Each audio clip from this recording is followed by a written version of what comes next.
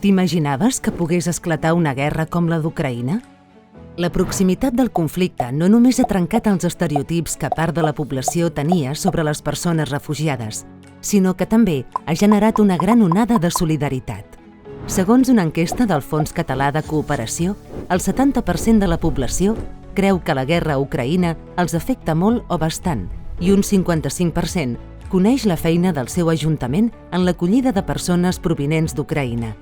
Ara bé, què opinen els catalans i les catalanes sobre com s'ha d'abordar el conflicte?